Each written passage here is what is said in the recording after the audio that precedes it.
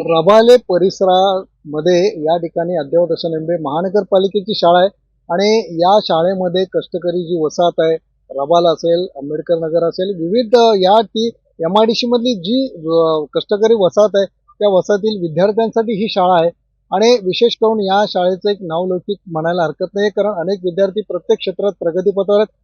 माझ्या समोर आहे त्या या शाळेच्या मुख्याध्यापिका. मॅडम जी, काय सांगाल की आज तुम्ही पाहताय की दोन टप्प्यात आपण चालतो. एक म्हणजे नागरी वस्ती ज्याला आपण दर्जा म्हणतो, परंतु कष्टकरी वर्ग असतो, त्यातले विद्यार्थ्यांना घडवून ही तारेवरची कसरत करावी लागते. परंतु तुम्ही या ठिकाणी अथक प्रयत्न सगळे शिक्षक करता. काय सांगाल या संदर्भात? बरोबर आहे सर तुमचं म्हणणं, की ही जी आमची शाळा आहे पीएमसी राजछत्रपती शाहू महाराज विद्यालय, ही केवळ एक शिक्षणाचं केंद्र नसून एक संस्काराचं केंद्र आहे. आणि माझे सर्वच शिक्षक सहकारी जे आहेत ते अगदी मन लावून काम करतात. त्याचप्रमाणे आमच्या पाठीमागे जो भक्कम आधार आहे ते इथले लोकप्रतिनिधी आणि लोकप्रतिनिधींच्यामुळेच आम्ही हे सगळं शक्य करू शकतो. कालच जी परीक्षेचा रिझल्ट लागला राष्ट्रीय आर्थिक दुर्बल घटकांची, त्यामध्ये आमचे विद्यार्थी 100% पास, 36 पैकी 36 विद्यार्थी पास झाले आणि त्यापैकी 32 विद्यार्थी आमचे मेरिटला आले. त्याचप्रमाणे इतर ज्या स्पर्धा परीक्षा, स्कॉलरशिप परीक्षा असेल, हमी भाभा स्पर्धा परीक्षा असेल, शिष्यवृत्ती 5वी आणि 8वी दोन्ही परीक्षांनाही आमची मुलं मेरिटमध्ये असतात. म्हणजे जरी मुलं इथली स्लम एरियातली असली तरी हो हे शक्य आहे, म्हणजे आम्ही करून दाखवतो प्रयत्न. म्हणजे हो, हे शक्य आहे शिक्षणातून परिवर्तन. म्हणजे हे ब्रीद वाक्य तुमच्या शाळेत. बरं, आता हे तुम्ही म्हणतात, परंतु आता आपण म्हणजे कष्टकरी वसाहत असं म्हणतो, कारण तिथे छोटी छोटी घरं असतात, मुलं असतात, 1 असेल, 2 असेल, 3 असेल, तर ते शाळेत जातात तिथे शिक्षण, परंतु घरात आल्यानंतर अभ्यास करायला त्यांना जागा नसते. तर अशा वेळेला शाळा पुन्हा त्यांना कशा पद्धतीने सहकार्य करते? शाळा आमची 365 दिवस चालू असते. मग तुम्ही म्हणाल तर सकाळी 6:30 वाजल्यापासून रात्री 6:30 ते 11 पर्यंत आमचे विद्यार्थी येतात.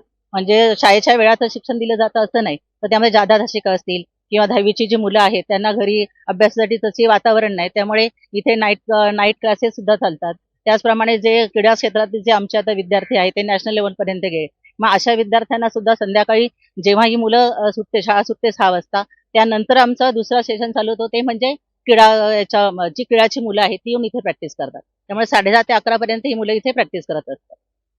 सर, शाळा अद्ययावत आहे सगळं, आपण आता विद्युत जर बाबतीत विचार केला की विजेचा तुटवडा असेल किंवा वीज बचत करणं, हा सुद्धा एक प्रयत्न केला जातो.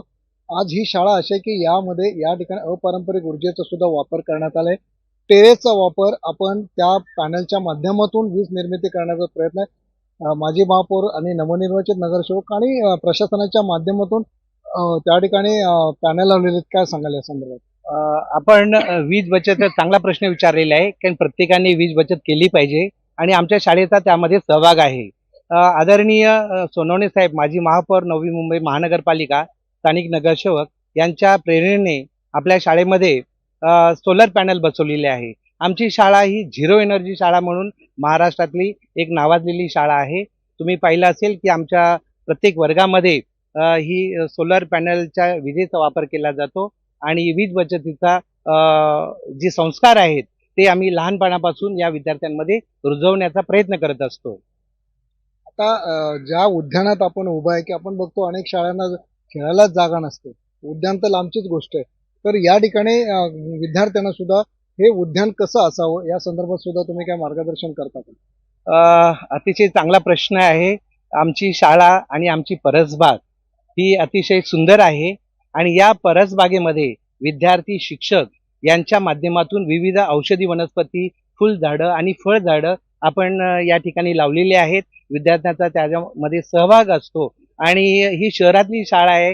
आपल्याला खरं वाटणार नाही, आता तुम्ही प्रत्यक्ष पाहत आहात की एवढं भव्य परसबाग आहे, त्याच्यामध्ये फुलझाडं आहेत, फळझाडं आहेत, फळभाज्या सुद्धा लावलेल्या आहेत. यामध्ये आम्ही विद्यार्थ्यांचा सहभाग घेतो. परिसरातील काही दुर्मिळ वनस्पती आहेत त्यांचीही लागवड आम्ही या ठिकाणी करत असतो आणि अशी सुसज्ज शाळेची सुसज्ज सुंदर परसबाग आहे. आमच्या शाळेला दरवर्षी सुंदर परसबागेचं पारितोषिक प्रथम क्रमांकाचं मिळत असतं आणि आम्हाला याबाबत आमचे मार्गदर्शक आदरणीय सोनवणे साहेब यांचं नेहमी आम्हाला मार्गदर्शन मिळत असतं. त्यामुळेच तसेच या ठिकाणी कर्मचारी आहेत, ते कर्मचारी सुद्धा विविध वनस्पतींची त्यांच्या अनुभवातून माहिती देत असतात की शेती कशी करावी. शहरातल्या विद्यार्थ्यांना माहिती नसतं. मग ते आणि त्यांची घरं तशी तुम्ही आता सांगितलं की हा परिसर कष्टकरी वस्तीचा आहे. छोट्या छोट्या घरात राहणारे, तिथे राहायला जागा नाही, तिथे कसली बागा आणि काय. पण या शाळेने या ठिकाणी असं सुंदर भव्य परसबाग उभारलेली आहे आणि यामध्ये विद्यार्थ्यांचा सहभाग किंवा त्यांचं शैक्षणिक गुणवत्ता वाढीसाठी विशेषतः स्कॉलरशिपचे तास या ठिकाणी आमचे शिक्षक घेत असतात आणि या निसर्गाचा शहरी भागात विद्यार्थी शिक्षक अतिशय चांगल्या पद्धतीने आनंद घेत असतात. या संदर्भात मी एक सांगू इच्छिते की शाळेने म्हणजे जशी परसबाग सुंदर आहेच आहे, पालिकेचे आपले कर्मचारी आहेत किंवा इथे साहेबांच्या याच्याने ही परसबाग सुंदर आहेच आहे, पण त्याचबरोबर शाळेने ह्या वर्षी एक नवीन उपक्रम चालू केला की वाढदिवसाला आपण काय करतो की मुलं चॉकलेट देतात. तर हे चॉकलेट बंद करून आम्ही मुलांना फक्त सांगितलं की तुमच्यापर्यंत शक्य होईल जसं शाळेला एक पुस्तक आणि एक छोटंसं रोपटं द्या. तर बरेचसेच मुलांनी पालकांनी आम्हाला सहकार्य केलं आणि मुलांच्या वाढदिवसाला रोपटे दिले. म्हणजे गुलाबाची झाडं असतील किंवा इतर फुलझाडं असतील, त्याचप्रमाणे फळझाडं असतील, ती सुद्धा विद्यार्थ्यांनी स्वतः आणून इथे बागेमध्ये लावलेली आहेत.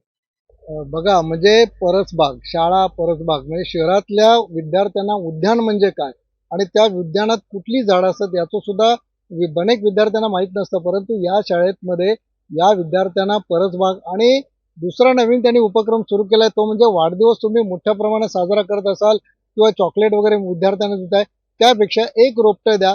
असे असंख्य विद्यार्थ्यांचा वाढदिवस जेव्हा साजरा होतो तेव्हा असंख्य झाडं या ठिकाणी लावले म्हणजेच निसर्गाचा पर्यावरणाचा जो ऱ्हास होतोय तो होणार नाही. भविष्यात त्याच विद्यार्थ्यांना याच झाडाचा या ठिकाणी उपयोग होईल म्हणजे शिक्षणाबरोबरच पर्यावरणाचे सुद्धा त्यांना महत्व पटेल असं या शाळेच्या माध्यमातून हे उपक्रम राबवले गेलेले आहेत. आपण बघतो की प्रत्येक क्षेत्रामध्ये आपला भारत देश असेल, इव्हन राज्य असेल, खेडे असेल, शहर असेल, हे शिक्षणाच्या बाबतीत प्रगतीपथावर आहे. आज नवी मुंबईमध्ये 21व्या शतकातलं अद्ययावत शहर म्हणून या नवी मुंबईकडे पाहिलं जातंय. याचबरोबर या ठिकाणी शिडको असेल, MIDC असेल आणि नवी मुंबई महानगरपालिका असे 3 विभागामध्ये हे शहर वसलं गेलेलं आहे. परंतु हे शहर वसवताना ज्यांनी कष्ट केले, ज्या कष्टकरी वसाहती आहेत त्या वसाहतीमधल्या विद्यार्थ्यांना चांगलं दर्जेदार असं शिक्षण मिळावं यासाठी प्रयत्न करणारे असे नवी मुंबई महानगरपालिकेचे माजी महापौर आणि आता नवनिर्वाचित नगरसेवक सुधाकर सोनवणेजी यांनी या ठिकाणी प्रयत्न करून राजश्री छत्रपती शाहू महाराज विद्यालय अद्ययावत असं नवी मुंबई महानगरपालिका संचालित केलेलं आहे. सर काय सांगाल ही संकल्पना तुमच्या मनामध्ये कशी आली? कारण ही जर शाळा पाहिली तर आपण लोणावळ्याची एखादी शाळा असते जिथे लोणावळ्याला एक निसर्गरम्य ठिकाण म्हणतो. इथे आल्यानंतर असं वाटतं की आपण लोणावळ्याला गेलो की काय, परंतु या कष्टकरी वसाहतीतल्या विद्यार्थ्यांना इतकं उत्कृष्ट असं दर्जेदार शिक्षण देण्याचा तुम्ही प्रयत्न केलेला आहे, काय सांगाल? नाही, कसं आहे, सगळ्यात महत्वाचं तर हे आहे की शिक्षण देणं म्हणजे काय त्या कष्टकऱ्यांवर आपण उपकार करतो असं नाहीये. तो त्यांचा मूलभूत अधिकार आहे आणि मूलभूत अधिकार देताना मी काही खूप नवीन केलेलं आहे असंही काही नाहीये. नवी मुंबई महानगरपालिका म्हणजे या ठिकाणचं सरकार आणि सरकारपेक्षा मोठं कोणीच असलं नाही पाहिजे. मग एखादी खाजगी शाळा तुम्हाला मोठी वाटते आणि सरकारी शाळा छोटी वाटते, हा कन्सेप्टच मुळात लोकशाहीला छेद देणार आहे. आणि त्यामुळे तुम्ही लोकशाहीला छेद देता की लोकशाहीला समर्थन करता, हा मुद्दा इथे महत्वाचा आहे. तर मला असं वाटलं की जे मी करू शकलो नाही, माझ्या बालवयामध्ये मला शिक्षण घेणं शक्य झालं नाही आणि ज्यावेळेस माझ्याकडे लोकप्रतिनिधी म्हणून संधी मिळाली तर त्या संधीचा फायदा घेत मी निश्चितपणे ह्या भागामध्ये जो कष्टकरी माणूस आहे, जो गरीब आहे, जो मी लहानपणी होतो तसाच आहे, तर त्याला आपण कुठेतरी नियम आणि ह्या सगळ्या कायद्याच्या चौकटी याची फक्त हे करत बसून चालणार नाही. तर त्याच्या पलीकडे जाऊन माणूस, कारण ह्या कायदा कोणासाठी आहे? माणसासाठी आहे. आणि जो कायदा माणसासाठी आहे तर त्या माणसासाठी महत्वाचं काय आहे? कारण कायद्यामध्ये बदल करायचा असेल, अमेंडमेंट आणायचे असतील तर ते सुरुवात केल्याशिवाय तुम्हाला कसं कळणार आहे? विरोध झाल्याशिवाय तुम्हाला कसं कळणार आहे? आणि त्यामुळे आपण जी ब्युरोक्रेसी आहे त्यांच्याबरोबर आपले खूप चांगले संबंध होते. त्याच्यापैकी एक आदरणीय प्रेमसिंग मीना साहेब, त्यांच्यानंतर आलेले आदरणीय खुल्लर साहेब आणि त्याच्यानंतर आलेले सुनील सोनी, ह्या तीनही महापालिका आयुक्तांनी मी सुरू केलेलं जे स्लम भागातलं काम आहे ते त्यांना काम पटलं आणि त्यामुळे त्याच्यातला सगळ्यात महत्वाचा मुद्दा जो आहे, भारतीय लोकशाहीमध्ये लोकांचा पहिला अधिकार काय आहे? अन्न, वस्त्र, निवारा हे जरी असलं मूलभूत याच्यात, परंतु ह्या सगळ्या गोष्टी भिकेच्या स्वरूप न देता त्यांचा तो अधिकार आहे ना, अधिकार आपण शिक्षणाच्या माध्यमातून त्यांना दिला तर उद्या तुम्हाला अन्नासाठी बनवून भटकणारी लोक दिसणार नाही. आणि म्हणूनच सुंदर शाळा कशी असावी, तर सरकारी शाळा म्हणजे इतर खाजगी शाळांपेक्षा चांगली असावी या संकल्पनेतून आपण राजर्षी शाहू महाराज विद्यालयाची सुरुवात केली. कारण राजर्षी शाहूंनी देखील त्यांच्या कार्यकाळामध्ये त्यांच्या राज्यामध्ये शिक्षण सक्तीचं केलं आणि मराठ्यांना पहिल्यांदा त्यांनी रिझर्वेशन दिलं 1942 साली. म्हणजे आपण विचार करा, 1902 साली म्हणजे देशाच्या 45 वर्ष स्वातंत्र्याच्या अगोदर रिझर्वेशन त्यांनी आणलं. नंतर बाबासाहेबांनी ते कायद्यात आणलं. शिक्षण हे तुम्हाला राईट टू एज्युकेशन, शिक्षणाचा अधिकार जो आहे हा 2009 ला कायदा आपण मंजूर केला आणि त्या माध्यमातून आता आपण काय करतोय, तोपर्यंत बऱ्यापैकी जवळजवळ 70% वरती आपण खाजगीकरणामध्ये इन्व्हॉल्व्ह झालेलो आहे. आता तर आपण जवळजवळ 99% पर्यंत खाजगीकरणच केलेलं आहे असं म्हणायला हरकत नाहीये. तर ही शाळा निश्चितपणे या राज्यातल्या देशातल्या लोकांसाठी आदर्श शाळा आहे. प्रत्येक लोकप्रतिनिधीने अशा पद्धतीने शेवटचा माणूस जो आहे तो महत्वाचा मानून काम केलं तर अशा प्रकारचा निकाल आणि रिझल्ट आल्याशिवाय राहत नाही. पण तुम्ही सर असं म्हणालात की याच्यावरती नेमबे महापालिकेचा अस्तित्व म्हणजे सरकार आहे, परंतु हे करण्यासाठी सुद्धा मानसिकता असावी लागते. कारण अनेक शाळा आहेत, आपण बघतो जवळजवळ 91 शाळा या महानगरपालिकेच्या आहेत. परंतु जर सगळ्या शाळांचा किंवा खाजगी जर बघितलं तर शाळेचा दर्जा आणि विद्यार्थ्यांना मिळणारं शिक्षण आज या ठिकाणचा विद्यार्थी क्रीडा क्षेत्रात उल्लेखनीय असं प्रगतीपथावर आहे. दुसऱ्या तुमच्या सांस्कृतिक कार्यक्रमामध्ये सुद्धा तो प्रगतीपथावर आहे. स्कॉलरशिपमध्ये सुद्धा प्रगतीपथावर आहे. असं कुठलं क्षेत्र नाही की ज्यामध्ये या शाळेतला विद्यार्थी मागे, कारण हे सगळे विद्यार्थी कष्टकरी वर्गातले.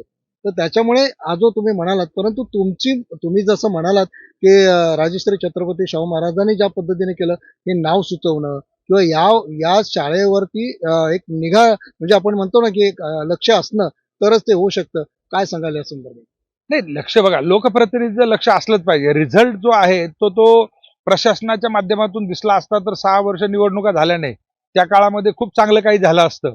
परंतु लोकप्रतिनिधी लोकशाहीमध्ये किती महत्वाचं आहे हे आपण ह्या 6 वर्षाच्या काळामध्ये, कारण अंधार झाल्याशिवाय उजेडाचं महत्व कळत नाहीये, त्यामुळे 6 वर्ष हा प्रशासकीय काळ गेला आणि त्याच्यानंतर लोकशाहीतला काळ किती महत्वाचा आहे, लोकप्रतिनिधी किती महत्वाचा आहे, आपला रिप्रेझेंटेटिव्ह किती महत्वाचा आहे हे लोकांच्या लक्षात आलं आणि त्याच्यातनं हे आपण निर्माण केलेलं आहे. लोकशाही ही तिचे जे मूल्य आहेत, म्हणून तर लोकप्रतिनिधीला शिक्षणाची आट नाहीये, परंतु एखाद्या क्लर्कला देखील शिक्षणाची आट आहे. लोक बोलतायत काय, एखादा 5वी पास झालेल्या माणसाला IAS ने नमस्कार. अरे नमस्कार तर कोणी कोणाला करायचा असतो, प्रश्न नमस्काराचा नाहीये. मला काय आहे की माझ्यामध्ये पार्सलिटी नसली पाहिजे. काम करण्यासाठी तर इंजिनियर आहे ना, त्याला मला सुचवायचं की मला हे पाहिजे, मग ते कसं चौकटीत बसवायचं ते इंजिनियरचं काम आहे, कसं प्रशासकीय दृष्ट्या बसवायचं ते वॉर्ड ऑफिसरचं काम आहे आणि कसं त्याला ओव्हरऑल सँक्शन द्यायचं ते IAS म्हणून कमिशनरचं काम आहे. तर त्यामुळे मी सुचवताना मला माझ्या चष्म्यातनं कुठली जात, धर्म किंवा माझ्या जवळचा लांबचा असं न दिसता समतोल विकास करता आला पाहिजे, समान विकास करता आला पाहिजे आणि समान विकास केला तर रिझल्ट हा निश्चितपणे प्रभाग क्रमांक 19-20 जे पूर्वीचा आहे आणि आताचा प्रभाग क्रमांक 6 आहे याच्यातनं तुम्हाला स्पष्ट जाणवेल. सर याच बरोबर आपण विद्युत, आता विद्यार्थ्यांना विद्युत कोर्स शिकवला जातो. म्हणजे घरात आपल्या छोट्या घरामध्ये सुद्धा जे आई वडील कष्ट करणारे जे असतात ते बाहेर जातात आणि विद्युत मध्ये शॉर्ट सर्किट झालं की काय घटना घडली तर त्याचं सुद्धा सिमेंटच्या माध्यमातून या ठिकाणी प्रशिक्षण दिलं जाते. परंतु विद्युत वाचण्यासाठी सुद्धा या शाळेमध्ये आपण सौर ऊर्जेचा सुद्धा प्रोजेक्ट राबवलाय, तो कसं? नाही, कसं आहे, तुम्हाला सोलर एनर्जी हा कन्सेप्ट जो आहे की भारतामध्ये आपण पाहतोय अपारंपरिक ऊर्जा निर्मिती ही किती महत्वाची आहे. अपारंपरिक ऊर्जेसाठी आपल्याकडे सुरुवातीला काही मर्यादा होत्या. आपण हायड्रो पॉवर होतं, आपल्याला विंड पॉवर आलं, त्याच्यानंतर आपल्याकडे थर्मो पॉवर आलं आणि त्याच्यानंतर आता सोलर पॉवर आहे. आता सोलर पॉवरच्या माध्यमातून आपण देशभरामध्ये मोठ्या प्रमाणामध्ये क्रांती केलेली आहे आणि ही क्रांती आपल्याला होताना दिसते. मग त्याच्यामध्ये आपणही कुठे मागे राहू नये. या शाळेला लागणारा वीज पुरवठा, या शाळेला लागणारा गार्डनसाठी पाणी आहे, स्विमिंग पूलसाठी पाणी आहे, हॉलसाठी एअर कंडिशन आहे, हे सगळं आपल्याला रेग्युलर विद्युत याच्यातनं न घेता आपण जर सोलर या ठिकाणी बसवलं तर काय होईल, तर त्याचा फायदाच होईल आणि त्याच्यामुळे आपण ह्या शाळेला 100% सोलर स्कूल केलेलं आहे आणि एनर्जी फ्री असं म्हटलं तरी चालेल. ग्रीन एनर्जी, ग्रीन बिल्डिंग आपली ही आहे आणि प्रत्येकाने ते करावं. अपारंपरिक ऊर्जा हा तुमची माझी सगळ्यांचीच नैतिक जबाबदारी आहे, कारण आपण जे खनिज आहेत ते भविष्यामध्ये किती पुरतील कोणाला सांगता येणार नाही. तुम्हाला जर हायड्रो पॉवर करायची असेल तर मोठमोठी धरणं तुम्हाला अपेक्षित आहे. तुम्हाला त्या ठिकाणी विंड करायची असेल तर ते डोंगराळ भाग आणि विंड प्रेशर ते लोकेशन्स तुम्हाला महत्वाचे आहेत. परंतु सोलरसाठी अनलिमिटेड जागा आपल्याकडे त्या ठिकाणी आहे. त्याच्यानंतर थर्मो पॉवरसाठी आपल्याला कुठून आपण तो गॅस उपलब्ध करणार, कुठून कोळसा उपलब्ध करणार, ह्या सगळ्या गोष्टी खूप महत्वाच्या आहेत.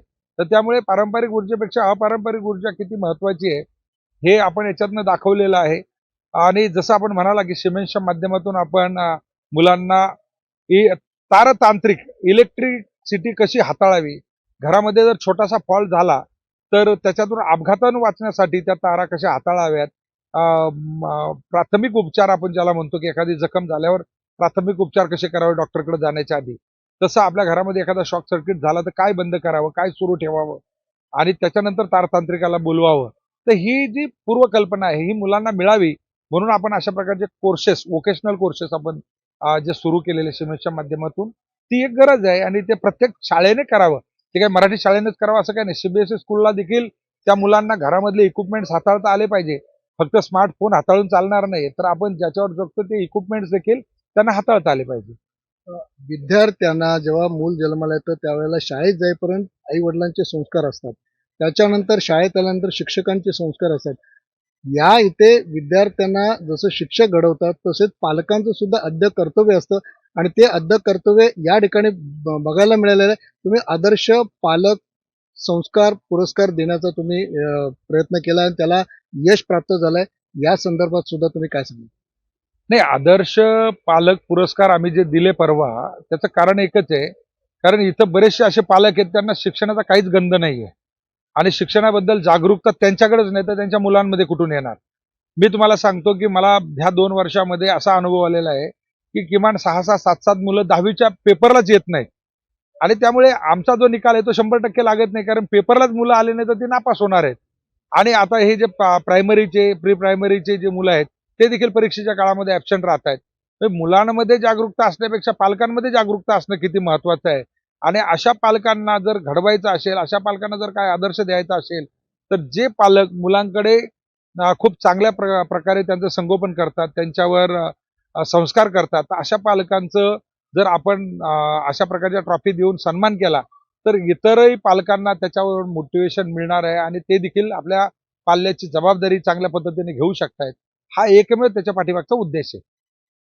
बघा, त्यांनी सांगितलं की निव्वळ मी नगरसेवक नाहीये, या नगराचा विकास व्हावा हे प्रत्येकाला वाटतं आणि ती सगळ्यात नैतिक जबाबदारी असते ती नगरसेवकांची असते. ती तर पार केलीच, परंतु त्याबरोबर विद्यार्थ्यांचा शिक्षणाचा सुद्धा त्यांनी भार उचलला, कारण जबाबदारी स्थानिकांचीच असते. कारण रबाले ते ठाणे बेलापूर रोड क्रॉस करून विद्यार्थी जायचे आणि त्या विद्यार्थ्यांना मग क्रॉस करणं, मग विद्यार्थ्यांचं शिक्षण मिळायचं नाही.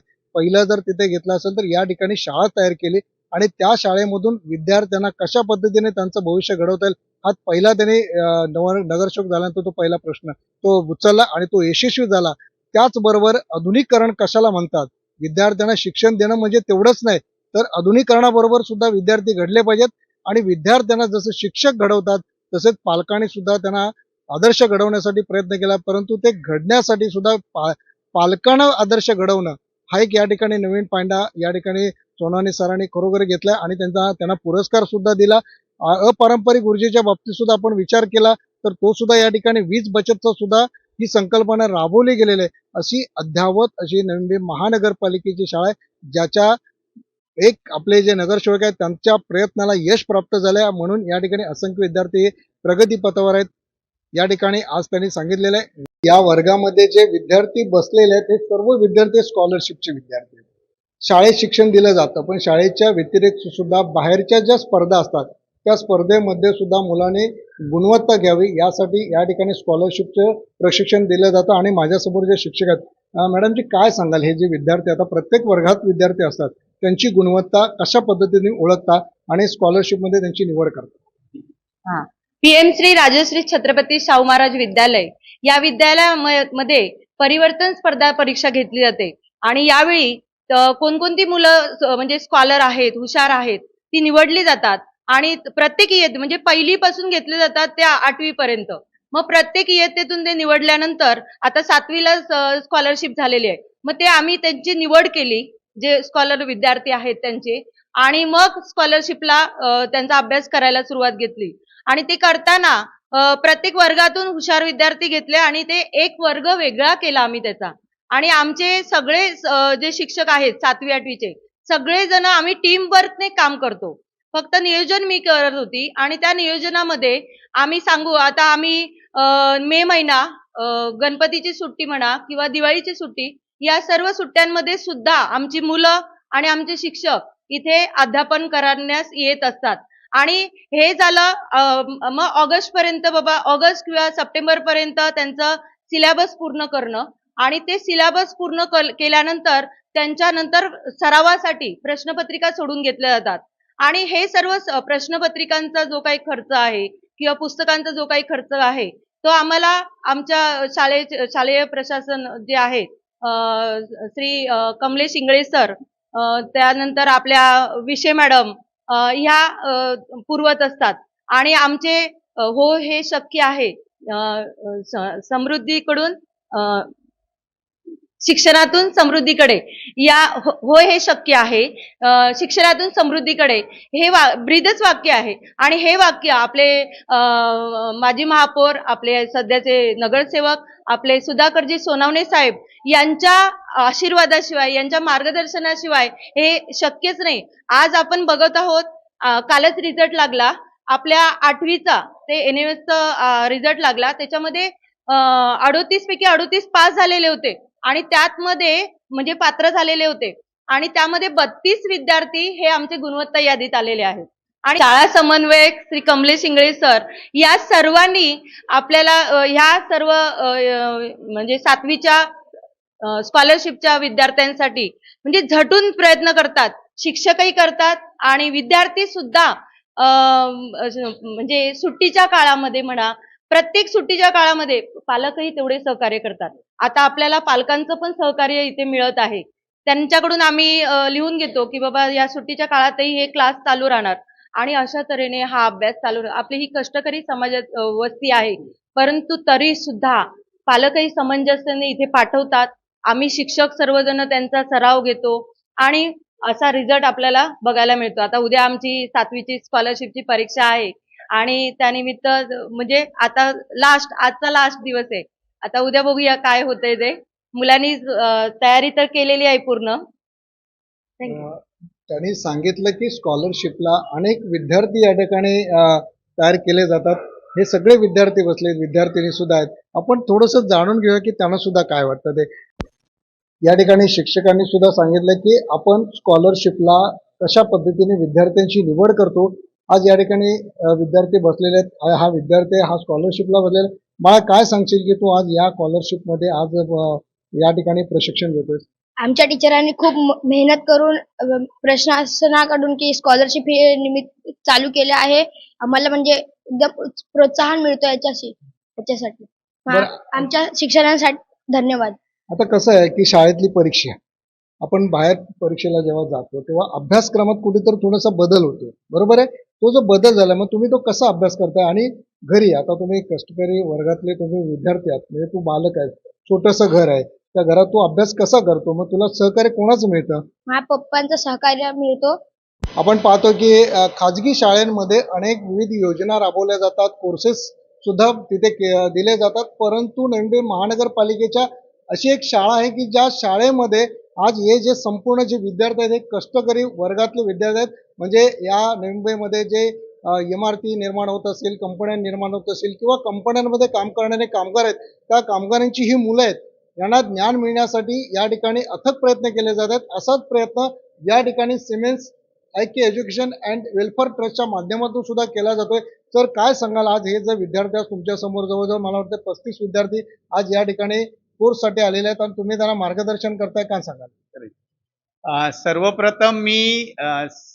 सर्वप्रथम मी सांगतोय की ही जे सिमेन्स ऐक्य एज्युकेशन आणि वेलफेअर ट्रस्ट जी आहे, ही सिमेन्समध्ये काम करणारे जे कामगार आहेत त्यांची जी युनियन आहे, त्या युनियन मार्फत ही सेवाभावी संस्था बनवली गेली आहे.